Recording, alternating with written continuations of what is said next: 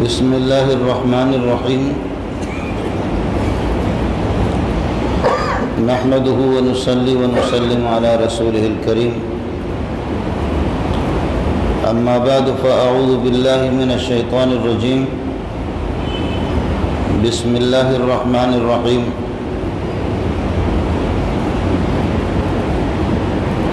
قل ان کنتم تحبون اللہ فاتبعونی یحببکم اللہ ویغفر لکم ذنوبکم واللہ غفور الرحیم قل اطیعوا اللہ والرسول فإن تولوا فإن اللہ لا يحب الكافرین اللہم صلی علی محمد وعلی آل محمد کما صلیت علی ابراہیم وعلی آل ابراہیم انکا حمید مجید اللہم بارک علی محمد وعلی آل محمد کما بارکت علی ابراہیم وعلی آل ابراہیم انکا حمید مجید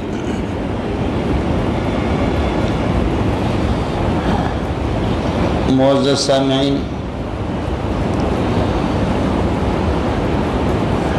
جہاں علماء کی مجلس نہ ہو اور علماء تشریف فرما نہ ہو تو تھوڑی سی مجھے آسانی رہتی ہے کہ میں کچھ وہاں کھل کر کے اپنے موڈ میں گفتگو کر سکتا ہوں۔ جہاں ایک دو عالم تشریف فرما ہوں تو میرے لیے بہت ہی مشکل ہے۔ یہ حضرات تشریف فرمائے مولانا منظور یوسف صاحب اس مسجد میں اور ان علاقوں میں مولانا اور دیگر ہمارے علماء اچھے علماء جامع فاروقی یہاں سے 2 قدم پر ہے، اور اسی طرح انوار العلوم اور بہت سے ادارے علماء، ان کے بیانات آپ کے علاقے میں ہوتے رہتے ہیں۔ ان حضرات کے پرمغز قسم کے بیانات کے بعد میری پھیکی باتیں اور پھیکا بیان، خدا جانے اس کو آپ کس کھاتے میں یہ ہے کہ ڈال دیں گے اور اس کو کس انداز پہ آپ حضرات لیں گے۔ مولانا ہمارے قیمتی ساتھی ہے منظور یوسف دامت برکاتہم العالیہ، جامع فاروقی میں ایک طویل زمانہ ہم ایک ساتھ رہے، منو مجنون ہم سبق بودیم در دیوان عشق او بسہرا رفت مندر کو چہا رسوا شدیم۔ ایک زمانہ ہماری دوستی رہی ہے۔ اب یہ کہ میں کسی جنگل میں جنات کی طرح پڑا ہوا ہوں باہر، وہ یہاں شہر میں رہ رہا ہے، بس زمانے نے جدا کر دیا۔ اس قسم کی بزرگوں کو انکار کرنا میرے لیے دشوار ہے۔ ہمارے حضرت بھی اس دنیا سے چلے گئے، آج اللہ کی جوار رحمت میں تشریف فرما ہے حضرت اقدس رئیس المحدثین مولانا سلیم اللہ خان رحمۃ اللہ علیہ۔ میں 30-35 سال جامع فاروقی میں رہا ہوں۔ یہ بروہی، بلوچ، سندھی، پٹھان، ان لوگوں کے پاس کبھی میں بیانات کے لیے کبھی نہیں، میں زیادہ تر جایا کرتا تھا۔ تو ہمارے حضرت نے کئی دفعہ کئی اساتذہ سے پوچھا، انہوں نے کہا کہ یہ بیان کیا کرتا ہے؟ حضرت پوچھ رہے تھے کہ ان کا بیان ہوتا کیا ہے؟ تو چونکہ میں جامع فاروقی میں نماز بھی پڑھاتا تھا اور بیان بھی کرتا تھا کبھی تو حضرت تشریف فرما ہوتے تو حضرت فرماتے نہ اس کی اردو ٹھیک ہے نہ کوئی چکر ہے، یہ کیسے بیان کرتا ہے؟ تو ہمارے ایک دو استادوں نے انہوں نے جواب دیا کہ حضرت آج تک یہ خود بھی سمجھ نہ سکا کہ میں کیا بیان کرتا ہوں، اور نہ جو لوگ لے جانے والے ہیں ان کو کوئی پتہ ہے۔ اور نہ ہمیں کچھ یہ بات سمجھ میں آ رہی ہے کہ آخر لوگ کیوں بلاتے ہیں اس کو۔ خیر مولانا قیمتی ساتھی ہے، میں اس کو انکار نہیں کر سکتا، لیکن تاہم اپنے انداز میں ٹوٹے پھوٹے انداز میں آپ کو کچھ باتیں آپ کے سامنے عرض کروں گا۔ رسول پاک صلی اللہ علیہ وسلم وہ ہم سب کا محبوب ہے، پوری کائنات کا محبوب ہے، جن و انس کا محبوب ہے، فرشتوں کا محبوب ہے، درختوں کا بھی محبوب ہے، اور پہاڑوں کا بھی محبوب ہے، اور چرند و پرند کے بھی آپ محبوب ہے۔ سبحان اللہ۔ دیکھنا ہمیں یہ ہوگا کہ یہ محبوبیت کی بنیاد اور محبت کی بنیاد اس کی اصل کیا ہے۔ محبت جب کسی کو کسی سے ہوتی ہے، مجھے اور آپ کو غیر طبی طور پر اور بالکل اضطراری طور پر محبت ہے۔ آپ نے بھی دیکھا، میں نے بھی دیکھا، میں ملا ہوں، میری زندگی پڑھنے پڑھانے کے اندر گزر گئی، لیکن بعض کلین شیو اپنے نوجوانوں کو دیکھ لیتا ہوں، ان کی محبت کو دیکھ کر کے خدا کی قسم ہم خاک میں مل جاتے ہیں۔ آپ نے بھی دیکھا کہ کبھی نبوت کے خلاف، ختم نبوت کے خلاف معمولی سی کوئی بات ہوتی ہے، اس میں مولوی آگے نہیں ہوتا، اس میں تبلیغی آگے نہیں ہوتا۔ آپ نے بھی دیکھا، میں نے بھی دیکھا، ایسے نوجوان نہ کسی سیاست سے ان کا تعلق ہے، کسی سے کوئی تعلق نہیں ہے، نہ سیاسی جماعت سے ان کا تعلق ہے، نہ مسجد کے صف اول کے وہ پابند رہے، نہ کسی مدرسے میں انہوں نے پڑھا ہے، لیکن کفن باندھ کر کے کہیں وہ میدان پر اس طریقے پر آ گئے کہ خدا کی قسم محمد کا نام ہے، ادھر کوئی آئے گا تو اس کی زبان کاٹ دیں گے۔ ملا بھی حیران پانی ہوتا ہے کہ میں نے تو محمد رسول اللہ کے مبارک نام کو بزنس بنایا ہے، میری زندگی میں تو کھا بھی اسی نام پہ رہا ہوں، لیکن میری وفاداریاں اس قسم کی نہیں ہیں اور میرے جذبات اس قسم کے نہیں ہیں۔ یہ کیا ہے؟ سبحان اللہ، سبحان اللہ، سبحان اللہ۔ کچھ تو سوچنا ہوگا۔ محبت کی بنیاد کمال، جمال، نوال، کمالات کسی میں ہو اس سے لوگ محبت کرتے ہیں۔ کمال کیا کہہ سکتے ہیں کمال کا؟ حدیث میں خود آپ نے فرمایا علمت علم الاولین والآخرین، سارے انبیاء میں ابراہیم علیہ السلام کی کچھ خصوصیات ہیں جو باقی نبیوں میں نہیں ہے، عیسیٰ علیہ السلام کے کچھ کمالات ہیں جو کسی اور نبی میں نہ ہو، موسیٰ علیہ السلام کی کچھ اوصاف ہیں جو کسی اور نبی میں نہ ہو۔ اس طرح ہوتا ہے، ہر نبی کے ایک امتیازی شان، سارے کمالات انبیاء میں ہوتے ہیں لیکن پھر بھی کچھ بھی اوصاف ہوتے ہیں۔ لیکن فرماتے ہیں علمت علم الاولین والآخرین، اولین اور آخرین 1.25 لاکھ انبیاء کے علوم اللہ پاک نے میرے سینے میں جمع کر دی۔ ہمارے مولوی لڑتے کہ محمد رسول اللہ کتنا جانتا ہے، کتنا جانتا ہے۔ اللہ نے اتنا بتا دیا، وَعَلَّمَكَ مَا لَمْ تَكُنْ تَعْلَمْ، ہم نے آپ کو اتنا سکھایا، اتنا سکھایا، اتنا سکھایا، آپ کو اس کا علم نہیں تھا۔ میں نے دیا ہے، مجھے پتا ہے، آپ نے لیا ہے، آپ کو پتا ہے۔ یہ درمیان میں مولوی کیوں لڑ رہے؟ سبحان اللہ۔ علم الانسان ما لم يعلم، اس انسان میں مولی منظور یوسف نہیں ہے، اس کا اصل پہلا جو مصداق ہے محمد رسول اللہ، اس میں مولی منظور منگل نہیں ہے، اس میں مولانا تقی صاحب نہیں ہے۔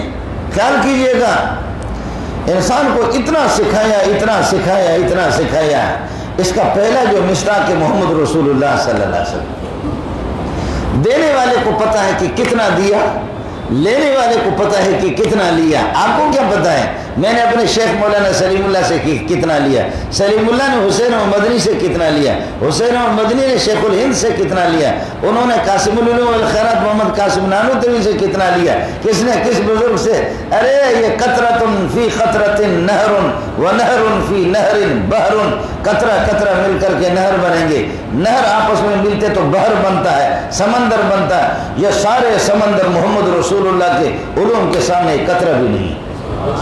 یہ چھوٹے چھوٹے نالے ہیں، یہ چھوٹے چھوٹے نالے ہیں۔ کہیں سے کوئی نالا مولی منظور کے پاس آتا ہے، کوئی مولی منظور یوسف کے پاس، کوئی مولانا تقی صاحب کے پاس، کوئی فلانا بزرگ ہے، فلانا بزرگ ہے، فلانا بزرگ ہے۔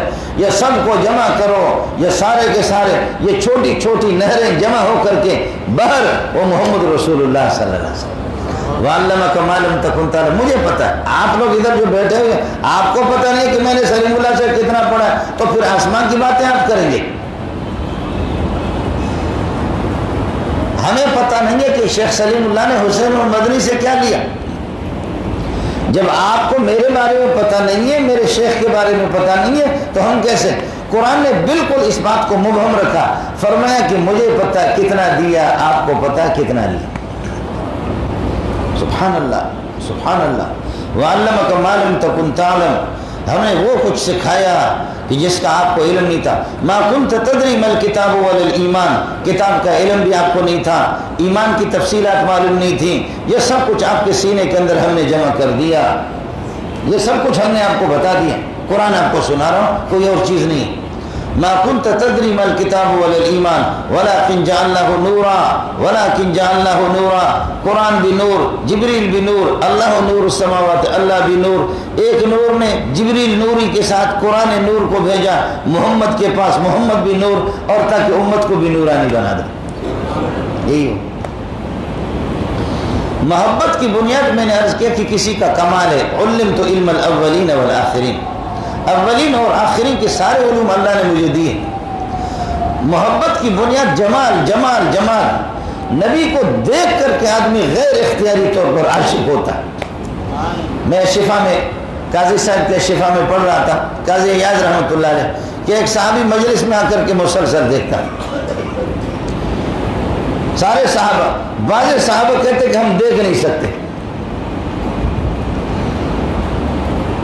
اس لیے کہ آپ نے بھی دیکھا ہوگا نا کہ بعض کے حسن و جمال اس قسم کا ہوتا کہ عام آدمی دیکھ بھی نہیں سکتا. بعض صحابہ کہتے ہیں کہ ہمارے نیچے بھی ہو جاتی تھی, اس طرح بھی ہوتا. روب, ہیبت, عظمت, یہ سب کچھ چیزیں تھیں, لیکن ایک صحابی نظر جمع جمع کر کے دیکھ رہا ہے. تو ایک دن حضرت اقدس صلی اللہ علیہ وسلم سے انہوں نے عرض کیا کہ پیارے, بات سمجھ میں نہیں آ رہی, بات سمجھ میں نہیں آ رہی.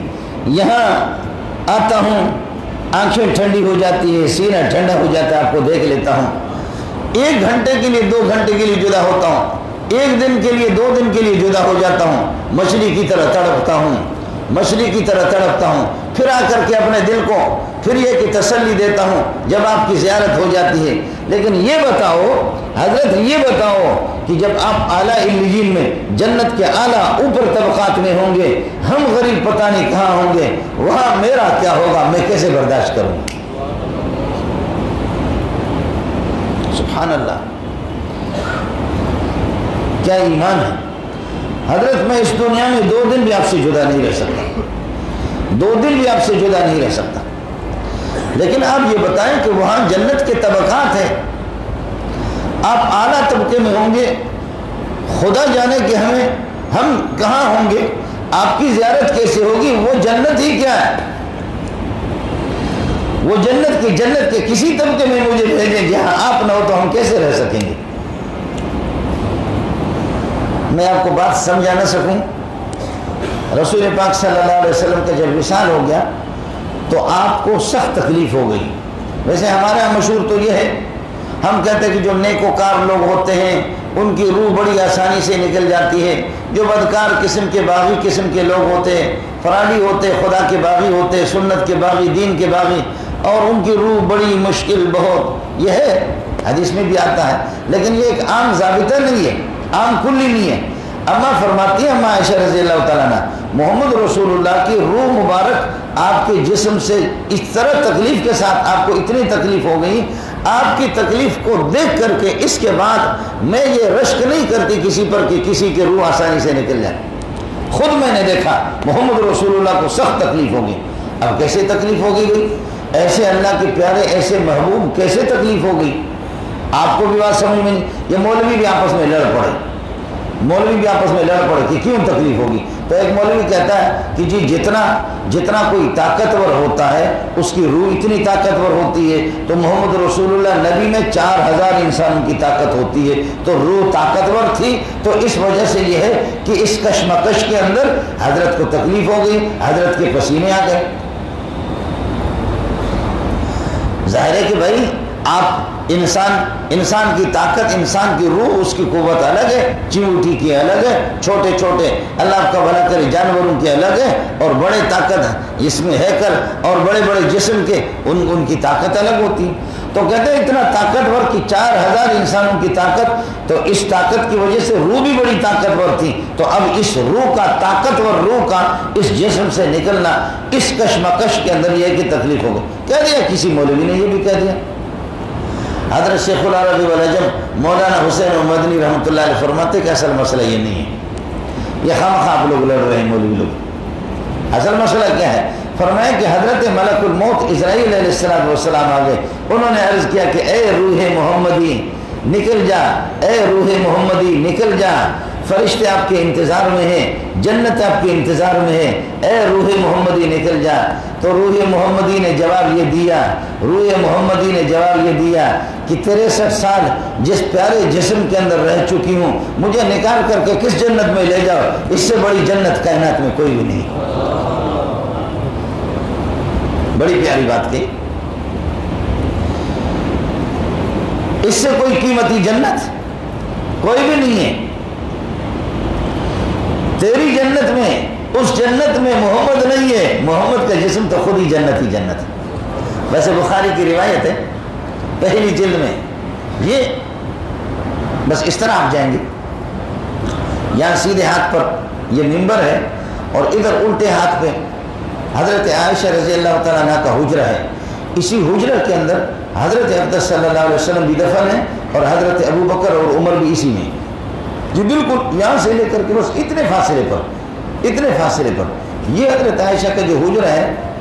اور اصل مسجد، اللہ آپ کو مسجد نبوی کی زیارت کرائیں تو آپ جائیں گے، مسجد نبوی کی بڑی توسیع ہوگی، لیکن اندر جو پلر اور ستون جو لگے ہوئے ہیں تو ان کے اوپر چھوٹے الفاظ میں لکھے ہوئے حد المسجد النبوی، کہ اب تو ہزاروں لاکھوں انہوں نے پلر لگا دی، توسیع کر دی، لیکن یہ چھوٹے چھوٹے کچھ جو ستون ہیں، اور وہ اس طریقے پر ادھر حجرہ ہے، بس یہاں تک اس پہ لکھے ہوئے، ایک ستون پہ لکھا ہوا حد المسجد النبوی، اور یہاں ایک چھوٹا سا یہ ہے کہ محراب ہے اور اس پہ لکھا ہوا۔ تو اب اشارہ یہ ہوتا ہے کہ اصل مسجد نبوی یہ تھی، اب تو توسیع ہو گئی، اس محراب سے لے کر کے، یہ جو محراب ہے، اس محراب سے لے کر کے حضرت عائشہ کا جو حجر ہے، اس پہ آپ نے اشارہ فرمایا ما بین بیتی و منبری روضۃ من ریاض الجنہ، ما بین بیتی و منبری، میرے گھر سے لے کر کے، عائشہ کے حجرے سے لے کر کے میرے اس منبر تک روضۃ من ریاض الجنہ، یہ جنت کا ٹکڑا ہے۔ یہ میں اخبار جنگ کی خبریں آپ کو نہیں سنا رہا، بخاری سنا رہا، آپ سمجھیں گے کہ مولوی صاحب جیو ٹیلی ویژن کی خبریں سنا رہا۔ ما بین بیتی و منبری روضۃ من ریاض الجنہ، اور جنت میں مردے رہتے نہیں ہیں، اور کمال یہ ہے مرنے کے بعد اللہ کسی کے اعمال صالحہ کو، نیک اعمال کو دیکھ کر کے اللہ مرنے کے بعد اس کے لیے جنت کا فیصلہ کر دیں۔ یہاں تو وصال سے پہلے عائشہ اور محمد رسول اللہ جنت میں رہ رہے، یہاں تو پہلے سے رہ رہے۔ ما بین بیتی و منبری روضۃ من ریاض الجنہ، میرے اس منبر سے لے کر کے یہاں تک، یہ جو منبر ہے، یہاں منبر ایک لکڑی کا منبر بنایا گیا، لکڑی کی۔ ایک خاتون تھی عائشہ، اور بعض نے مینا نام لکھا ہے، مینا، اور اس کا ایک غلام تھا باقوم نام تھا، یہ بڑا ترکھار تھا، بڑھئی تھا، اور یہ ہے کہ یہ منبر اور اس قسم کی یہ کہ بہت سے ڈیکوریشن، بہت سی چیزیں وہ بناتا تھا۔ تو رسول پاک صلی اللہ علیہ وسلم نے پیغام بھیجا اس خاتون کو، اور بعض روایت میں آتا ہے کہ اس خاتون نے حضرت اقدس صلی اللہ علیہ وسلم کو پیغام بھیجا کہ حضرت آپ کی اجازت ہو تو میرا غلام بڑا ماہر ہے، اور وہ جھاؤ کی لکڑی کی، اس سے آپ کے لیے منبر بنائیں گے۔ اس منبر، یہاں کھجور کا ایک تنا تھا، اس منبر کے ساتھ کھجور تو آپ نے دیکھا ہوگا، کھجور کا تنا تھا پرانا سا، اس پر آپ سہارا لگا کر کے آپ خطبہ ارشاد فرماتے تھے۔ ہمارے یہاں تو اردو میں تقریر الگ ہوتی ہے، اور عربی میں پھر یہ کہ خطبہ الگ ہوتا ہے۔ اس زمانے میں وہی خطبہ ہے، وہی تقریر ہے، جمعے کے لیے وہی تقریر ہے، وہی خطبہ ہے، عربی میں بس ختم۔ اب یہاں لوگوں کو پتہ نہیں ہوتا تو مولوی اللہ جزا خیر دین حضرات کو اردو میں کچھ کر لیتے ہیں سلسلے، لیکن جمعے کے دن وہی خطبہ ہے، وہی تقریر ہے۔ اس تنے پر آپ سہارا لگا کر کے اس پر یہ ہے کہ آپ خطبہ دیتے تھے، اور جب اس خاتون نے درخواست کی کہ حضرت آپ اجازت دے دیں آپ کے لیے ممبر بنا دیتے، تو حضرت نے فرمایا کہ بنا۔ حضرت سہل اور بہت سے صحابہ کہتے کہ اللہ کی قسم ہمیں وہ منظر یاد ہے کہ رسول پاک صلی اللہ علیہ وسلم کے لیے جب یہ ممبر تیار ہو گیا، تیار ہو کر کے اس کو کس طرح لایا گیا اور کہاں پہ رکھا گیا، قبلہ والی جو دیوار ہے اس دیوار کے کتنے قریب اس ممبر کو رکھا گیا، یہاں لا کر کے ممبر رکھا گیا، اور یہ کھجور کا تانا ادھر تھا۔ حضرت اقدس صلی اللہ علیہ وسلم اس ممبر پہ لائے، تشریف لائے، آپ جیسے نئے ممبر پر آ گئے، صحابی کہتے کہ این ابوزیہ، میں جانتا ہوں کہ ممبر کہاں پر رکھا گیا، نیا والا ممبر وہ جو لکڑی کا بنا ہوا تھا، اور حضرت جیسے آ گئے اور تھوڑے سی تشریف فرما ہو گئے کہ ادھر سے ماتم شروع ہو گیا، ادھر سے اس ممبر نے کھجور کے تنے میں ماتم شروع کر دیا۔ بخاری میں بھی ہے، ترمذی میں بھی ہے، ابو داؤد میں بھی ہے، تمام کتابوں کے اندر، حدیث کی کتابوں میں یہ واقع مختلف الفاظ سے نقل کرتے ہیں۔ مولانا رومی نے اپنے پیارے انداز میں وہ میں آپ کو سنا دیتا ہوں۔ استن حنان والہجر رسول، استن حنان والہجر رسول، نال میں زاد ہم جو ارباب کل، کھجور کے تنے نے ایسا فریاد کرنا شروع کر دیا جیسے کہ ایک عقل مند انسان روتا ہے۔ استن حنان والہجر رسول، نال میں زاد ہم جو ارباب کل، درمیان مجلس وازن چنان، کسوے آگا گشت اور پیر و جوان۔ ابو بکر عمر سارے تارے بیٹھے ہوئے ستارے، ان کے درمیان میں اس نے ماتم کرنا شروع کر دیا، رونا شروع کر دیا۔ ابو بکر عمر مہاجرین انصار سارے کے سارے حیران ہو گئے۔ درمیان مجلس وازن چنان، کسوے آگا گشت اور پیر و جوان، ہر چھوٹے بچے بڈھے سارے حیران ہو گئے، پروردگارا یہ کیا فریاد ہے، کون فریاد کر رہا؟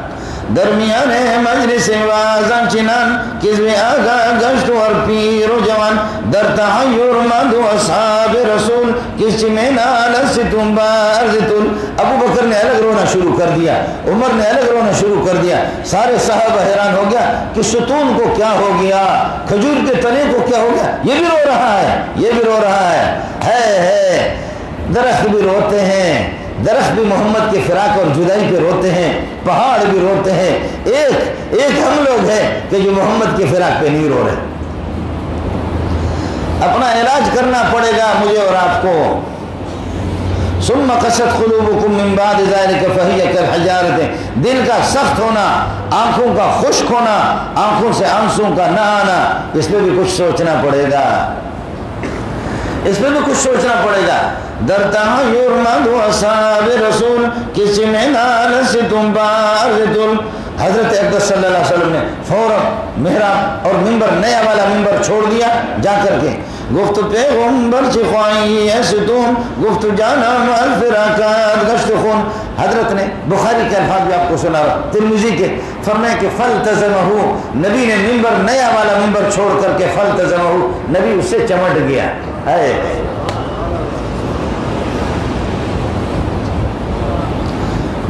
یہ میں نے آپ سے عرض کیا، بالکل صحیح الفاظ حدیث کے آپ کو بتا رہا ہوں، بالکل صحیح الفاظ آپ کو۔ حضرت اقدس صلی اللہ علیہ وسلم ممبر چھوڑ کر کے صحابہ کے لیے ایک الگ ہی قیامت ہو گئی، قیامت برپا ہو گئی۔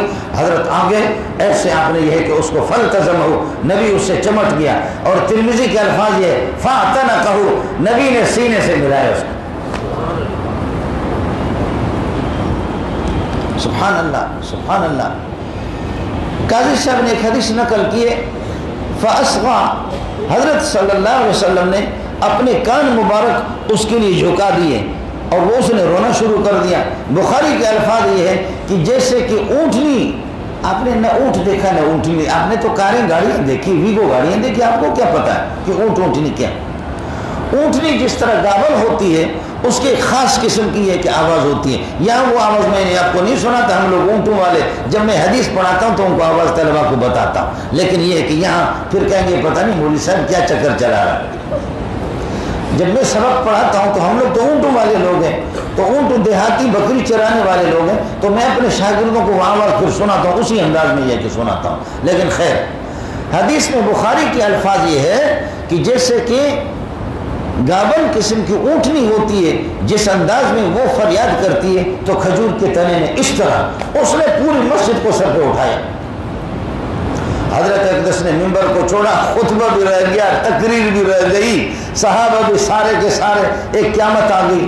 فَالْتَزَمَهُ آگے اپنے سینے سے لگایا، فَاعْتَنَقَ چمٹ گئے اس کے ساتھ، اور فَاعْتَنَقَهُ اور آپ نے گلے لگایا اس کو، معانقہ کیا اس سے۔ پھر حضرت صلی اللہ علیہ وسلم نے اس پر دست شفقت پھیر دی، دست شفقت پھیر دی۔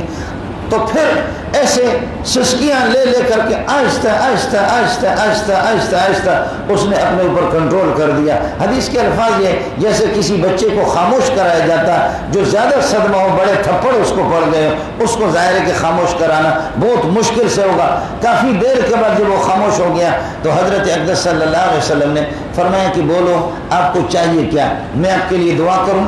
اور آپ کو معلوم ہونا چاہیے کسی بھی درخت کو سر سے کاٹو تو چند دنوں کے بعد صحیح اس کو پانی پلاؤ تو پھر یہ ہوگا، پانی اس کو دے دو تو چند دنوں کے بعد اس کے خوشے نکلیں گے، شاخیں اس کی نکلیں گے، کوئی سا بھی درخت ہو۔ لیکن کھجور اوپر سے آپ نے کاٹا تو پھر ایڑی چوٹی کے زور لگاؤ، کھجور دوبارہ وہ بالکل کبھی بھی کھجور کی درخت یہ ہے کہ وہ کبھی بھی ٹھیک نہیں ہوتی۔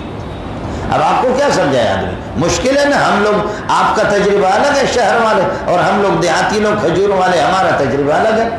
میرے نبی نے بھی یہ مثال دی، بخاری میں بھی ہے، ترمذی میں بھی ہے۔ حضرت نے فرمایا کہ کھجور انسان کی طرح، بعض انسان آپ نے دیکھا ہوگا ایک ہاتھ کٹ گیا پھر بھی زندہ ہے، بعض کے دونوں ہاتھ کٹے ہوئے پھر بھی زندہ ہے، بعض کی ٹانگیں کٹی ہوئی ہے لیکن زندہ ہے، لیکن پورا کا پورا ٹھیک ہو، سر کاٹ دو پھر زندہ رہے، پھر مجھے بتا دو۔ فرمایا کہ کھجور کو دائیں بائیں سے جتنا بھی کاٹو پھر بھی اس کی شاخیں نکلیں گی، لیکن یہ کہ اوپر سے آپ نے کاٹ دیا نا جہاں اس کے خوشے ہوتے ہیں، ایک دفعہ کاٹا پھر زور لگاؤ، کسی زمین میں بھی اس کو دفن کر دو۔ یہ آپ کہیں گے پتہ نہیں مولوی صاحب کیا کہہ رہا ہے، ہمارا تجربہ اور حدیث میں بالکل ہے۔ سوال ہی نہیں ہے کہ پھر اس کھجور کی یہ کہ شاخیں نکلے اور اس پر کوئی پتہ نکلے۔ اب یہ تو اوپر سے کٹا ہوا تھا، اوپر سے کٹا ہوا پرانا بوسیدہ قسم کا۔ حضرت اقدس کا معجزہ کیا ہے، سبحان اللہ۔ آپ فرماتے یہ بھی تو معجزہ ہے کہ کھجور بول رہا ہے، کھجور کا تنا یہ ہے کہ وہ بول رہا ہے۔ حضرت نے فرمایا آپ چاہیں تو میں آپ کے لیے دعا کروں کہ اللہ پاک آپ کو ہرا بھرا کر دے۔ پھر کھجور ایک موسم پہ اس کا پھل آ جاتا ہے، کھجور آ جاتی ہے، لیکن میں آپ کے لیے، میں محمد